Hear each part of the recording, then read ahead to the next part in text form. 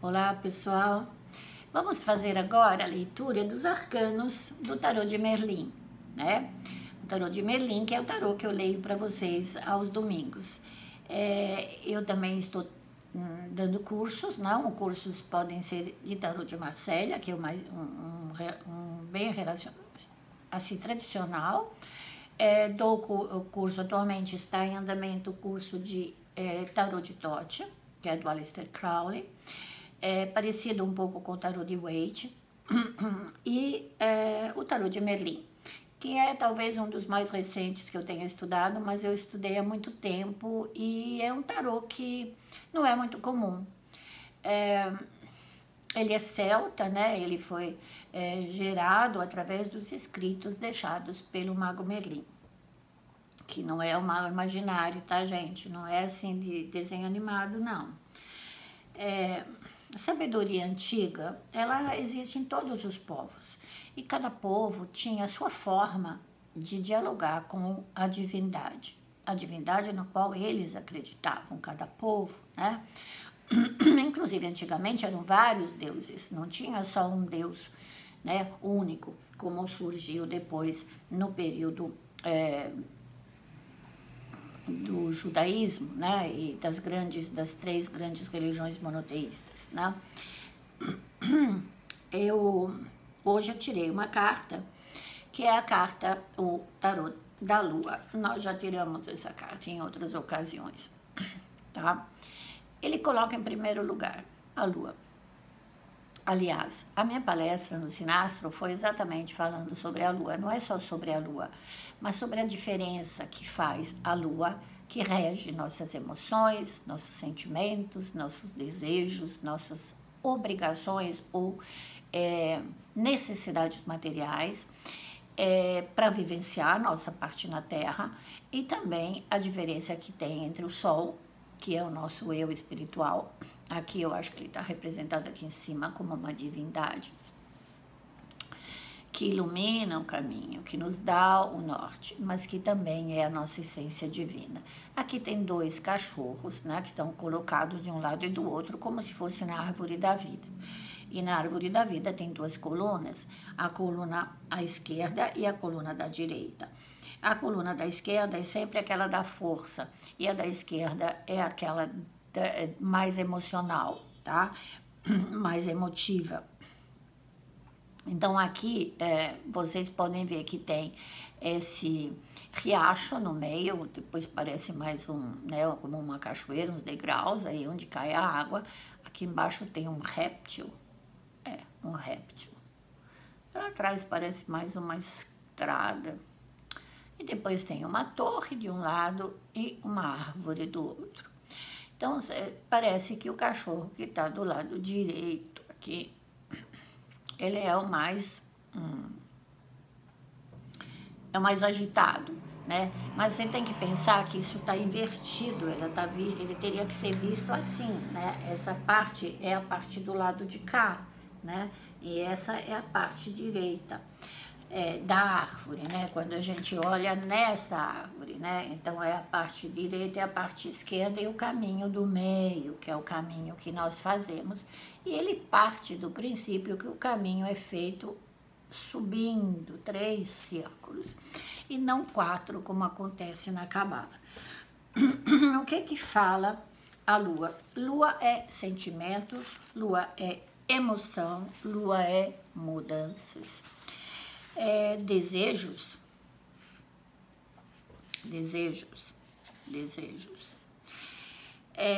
mundo material ligado à Terra, que ele chama de mundo sublunar, que inclui Mercúrio e Vênus, de um lado e do outro, planetas que são necessários, mas que são, como é que eu falaria? Eles não dependem de nós, ou seja, você nasce e já começa a respirar, portanto, a parte mercurial, o bebê começa a respirar, depois começa a mamar, e aí é o lado venusiano, e depois vai começar a se comunicar para aprender. Então, esses dois planetas que ficam pertinho da Lua e que se conectam com a Lua e com o Sol, eles suprem as necessidades do mundo material. Depois, quando ele toma consciência do eu, eu sou diferente, né? No começo a criança, vocês devem ter visto criança que no começo não se reconhece no espelho. E quando se reconhecem, falam na terceira pessoa, né? Você pergunta para uma criança de menos de 2 anos ou 2 aninhos, quem é aquele aí no espelho? Ele vai falar o nome dele, como se fosse uma outra pessoa. Então isso é normal, porque a evolução se faz ao subir pela árvore, assumir a nossa consciência do teu próprio, da individualidade, para depois ir para o lado mais do conhecimento e do mundo solar e, por fim, do mundo estelar, que é o mundo que muito poucos alcançam, né? Porque é aquele mais relacionados aos sei lá, aquelas figuras extraordinárias que nós podemos estar chamando de santos. Então, é o mundo lunar, que inclui o planeta Terra, sublunar. Primeira roda é a roda da fortuna. Nesse caso, que ele chama de roda da fortuna, é a roda dos 4 elementos da natureza, o que a gente necessita: terra, fogo, ar e água. Aqui eles vivem os elementais da natureza, né? Os elementais que regem os 4 elementos, os espíritos, mas também os demônios e as pessoas ex-humanas, ou seja, as almas das pessoas, os espíritos das pessoas que já desencarnaram. Elas vivem por aqui. Do ponto de vista da consciência, ele fala da consciência do coletivo e da ancestralidade, da nossa hereditariedade. São emoções, são energias que regem nossas escolhas, mas são escolhas das nossas necessidades.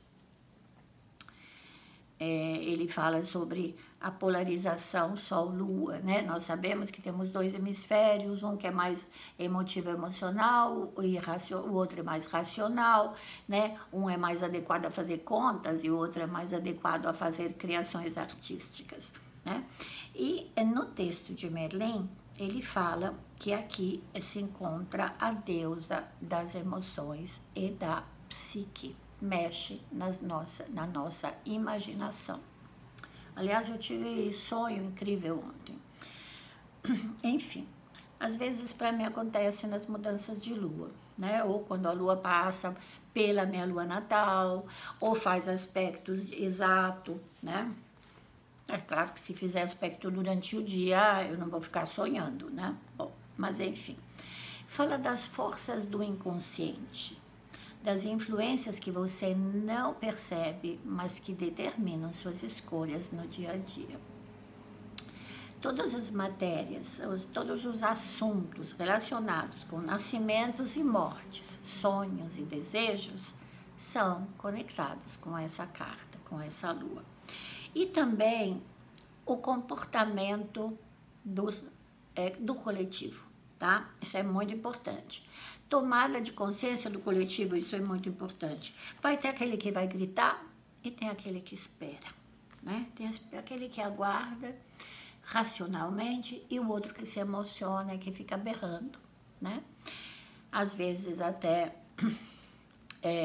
xingando, né? Idealizando um mundo melhor, mas assim, encontrando culpados também, né? Não sabemos disso, porque a gente está sempre pedindo. Do mesmo jeito que a gente sonha com um Salvador, a gente também sonha, sonha com o Salvador da pátria, o Salvador da nossa vida, da nossa casa, o chefe que vai te dar uma promoção, enfim, a gente quer que alguém venha do céu para tirar a gente do problema que a gente está sofrendo. Mas também a gente tem essa tendência a culpar, né? Procurar o culpado. Mas eu tô assim, nessa situação, e a culpa é de fulano, a culpa é de cicrano, a culpa é disso ou daquilo, né? Então, é o momento da gente fazer essa análise, encontrando o caminho do meio. Se você vê aqui nessa carta, o caminho do meio te leva para cima dessa poça, né, que até refletiria a lua, né, a alma que está aqui, e sobe para chegar lá numa casa, né, sei lá, um lugar onde você quer almejar, né, que você quer alcançar. A outra carta, deixa eu ver se tem mais alguma coisa que ele pede, porque o livro é muito grande, né, então ele fala sobre a origem dessa ilustração, né, que foi feita, porque, claro, as pessoas que fizeram isso, fizeram através dos estudos deixados, né, dentro dessas, ao longo da vida, né, que foram geradas, né. Então, ele fala, se você olhar do ponto de vista individual, que essa carta pode indicar o momento, o primeiro estágio de uma grande transformação interior, tá? Não se deixar levar só pelo lado psíquico, mas buscar o equilíbrio do caminho do meio. Então não fica aí gritando se as coisas não aconteceram como você quer. Procure uma forma de sair. É uma outra coisa que veio uma carta. Sim, é uma carta até um pouco, né? É o 8, tá? É uma carta que é o 8 de ar, tá? Ar, aqui nesse caso, são os pássaros. E ar é espadas, tá? Nos tarôs normais. Nos outros tarôs, não é que são normais, não tem nenhum tarô anormal, né? Tem tarô das bruxas, tem tarô mitológico, eu tenho um tarô de Shakespeare, que ainda vou estudar melhor, porque assim eu começo a me lembrar também das peças de Shakespeare. Que todos, ele coloca as imagens, é muito bonito esse tarô. Mas ele, apesar na Cabala, desse número 8, ele tem uma boa associação, porque ele é Mercúrio, e Mercúrio fala de mudanças, tem o símbolo do infinito, o 8, né? Fala de trocas, fala de comércio, fala de negócios, mas nesse momento ele não tá legal. Não tá legal, esses pássaros não estão voando, estão aí todos paradinhos, tem 3 enroladinhos, 3 outros e mais 2, um em cima, um embaixo, está escrito danger, perigo. Talvez esse não é o momento de voar alto, o perigo ainda existe. Não pode esquecer desse perigo, tá? As cartas, né, especialmente a carta de ar, é sempre uma carta que fala da expressão verbal e do nosso intelecto também, né? As cartas de ar, eles têm tendência a falar de pessoas que brigam, que entram em discussão, tá? E aí ele, sim, porque o ar tem muita relação com o intelecto, então a pessoa emite a opinião dela, fala o que ela quer, né? Nós vimos isso, né? Mas continua, tá? Então ele pede prudência. Não é momento de voar, não é momento de falar, não é momento de brigar, né? Pense antes, pondere, né? Pense nas duas formas, né? Pensa nos dois lados, não seja nem tanto emocional e nem tanto paradão, né? Se você quer resolver as coisas e se você precisar mesmo fazer uma DR, né? Que é uma coisa que acontece muito nos relacionamentos, porque a gente tá meio assim, falando em português, claro, de saco cheio, né, de todas essas restrições, todos esses problemas. As pessoas me perguntam, Grazi, né, por que outras pessoas, outras tarólogas podem estar falando de, tirando outros arcanos? Porque eu acho que tem muito a ver com a conexão de cada um, né? Não é que eu estou lendo o tarô e o meu tarô é o certo e a outra pessoa, não é isso. É que nesse momento, a minha parte interior e emocional está conectada com essa energia. E eu peço, né, para o espírito que rege todas as operações de adivinhação, né, essas operações de consultas com o divino, que me orientem. E de repente sai essa carta, essa leitura. Eu faço ela para vocês, para que vocês passem uma boa semana, para vocês se orientem, procure o caminho do meio, nem tanto emoção, nem tanta razão. e fiquem com Deus. Namastê.